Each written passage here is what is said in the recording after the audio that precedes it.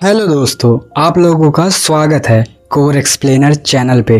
तो आज से हम लोग एक नई मानवा को एक्सप्लेन करने वाले हैं और मुझे कोई आइडिया नहीं है किसी ने इसे एक्सप्लेन किया है या नहीं। तो कहानी की शुरुआत में हमें जांग यान कंट्री के चांगले फैंग की जगह को दिखाया जाता है और हमें बताया जाता है ये जांग वान एरा के 10वें ईयर की बात है जब स्प्रिंग का मौसम था। फिर हमें रेड ड्रेस में एक बहुत ही सुंदर और बवाल दिमाग घुमा देने वाली पटाखा माल दिखाई जाती है जिसके बहुत ही बड़े बड़े बोबरे मांस दिखाए जाते हैं जो कि एकदम कहर ढा रहे होते हैं और वो बड़े सेक्सी अंदाज में दरवाजे के ऊपर हाथ रख के अपनी बूटी निकाल के कह रही होती है, यंग मास्टर बहुत रात हो गई है, आपको जल्दी करने की कोई जरूरत नहीं है, आप जल्दी से अंदर आ जाइए, नौकर ने आपके लिए चाय बना दी है और बेड को भी रेडी कर दिया है। और फिर वो बड़े सेक्सी अंदाज में कहती है, यंग मास्टर क्या आप मेरे साथ अंदर नहीं चलेंगी। वो सर्वेंट लड़की यंग मास्टर के करीब आते हुए बहुत ही सेक्सी तरीके से उसे सेड्यूस करते हुए बोलती है,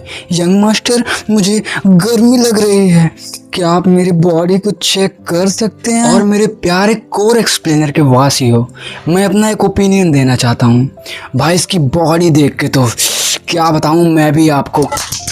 असल में वो उसे एक ट्रैप में फंसाना चाहती है। जब वो यंग मास्टर के बहुत ही ज्यादा करीब आ जाती है फिर वो नखरे दिखाते हुए कहती है, यंग मास्टर प्लीज मुझ पर थोड़ा मर्सी दिखाइएगा। तभी वही सीन बदल जाता है और पता चलता है यंग मास्टर कोई ऑर्डिनरी बंदा नहीं है, वो एक एग्जॉर्सरिस्ट है। और वो अचानक से उसका गला पकड़ लेता है और तालिस्मान निकाल के उसके ऊपर हमला कर देता है। और तभी हमें पता चलता है वो लड़की कोई आम लड़की नहीं थी, वो थी एक टेरिफाइंग डीमन जो कि अपने असली रूप में आ जाती है। वो यंग मास्टर एक बहुत ही ज्यादा पावरफुल स्पेल यूज करता है और उस भयानक डीमन को मार डालता है। और वो डीमन आखिरी बार चिल्लाते हुए कहती है और वो लड़की वहीं चिल्लाते हुए आखिरकार अपने आखिरी सांस ले लेती है। एक छोटी सी बिल्ली वहां से भागते हुए दिखाई देती है और हमारी कहानी शुरू होती है। अब एक नया लड़का दिखाया जाता है जो थोड़ा परेशान और हैरान लग रहा होता है। ये और कोई नहीं बल्कि हमारा मेन कैरेक्टर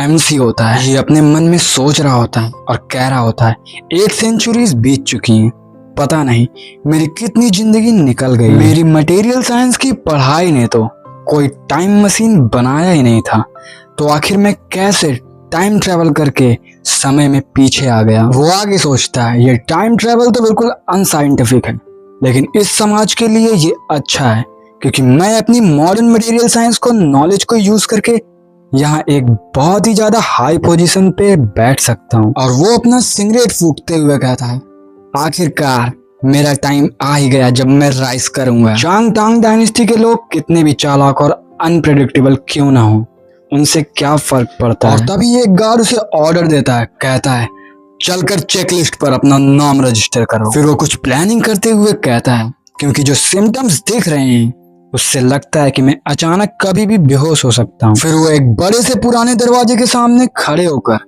निराश होकर कहता है, छोड़ो अब सारे पैसे तो खर्च हो चुके हैं, लेकिन अब मैं और कर भी क्या सकता हूँ। लगता है उसने इस जगह को खरीदा है या फिर रेंट पे लिया है। वो अंदर का कचरा देखकर गुस्से में कहता है, ये गंदी और छोटी सी जगह पर कोई क्लीनिंग सर्विस भी नहीं है, सारी भारी और जरूरी चीजें पहले से ही टूटी फूटी। दरवाजे से एक पुराना पीला तालिस्मान नीचे गिर जाता है जिससे पता चलता है कि यह जगह थोड़ी हॉन्टेड भी है। फिर वो आंगन में खड़े होकर आसमान की तरफ देखते हुए सोचता है, हकीकत तो यह है कि भले ही मैं 21st सेंचुरी से एक मॉडर्न और सिविलाइज सोसाइटी से यहाँ, लेकिन वो पुराने जमाने के रीति रिवाजों को, वहाँ की सारी चीजों को जरूर मानता है। वो अपने आप को संभालते हुए बोलता है, चलो शांत हो जाओ, कूल डाउन बेबी। अपने स्ट्रेस को दूर करने के लिए वो एक मॉडर्न लाइटर निकालता है और एक सिगरेट जला लेता है।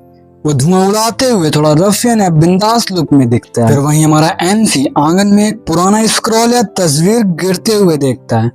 वो उसे देखकर बोलता है, आखिर ये क्या चीज है। वो कहता है, इस ताओइस्ट टेम्पल में तो हमेशा ही लूट मार मची रहती है, आखिर मैं किस गरीब खाने में रह रहा हूँ। और जब वो स्क्रॉल को उठाता है तो उसका हैंडल टूटा हुआ होता है, तो वो कहता है क्योंकि ये पहले से टूटा हुआ है, चलो देखता हूँ कि इसके अंदर क्या लापता है। जैसे ही वो उसे खोलने की कोशिश करता है, अचानक पीछे से एक डरी हुई और बहुत ही प्यारी सी आवाज में किसी की आवाज आती है, यंग मास्टर मेरी मदद कीजिए। वो आवाज आगे बोलती है, आपकी सर्वेंट यहाँ है। एमसी थोड़ा चिढ़कर और हैरान होकर अपने मन में सोचता है, ये पीछे से आने वाली आवाज इतनी अजीब क्यों है, जैसे कोई पुराना साउंड सिस्टम खराब हो गया हो। वो बहुत ही ज्यादा अलर्ट हो जाता है और कहता है, कौन है? कौन है अंदर? उस स्क्रॉल से अचानक से धुआं निकलने लगता है, जिससे वो समझ जाता है कि मामला थोड़ा गड़बड़ है। फिर वो दरवाजे की तरफ भागते हुए चिल्लाता है और कहता है,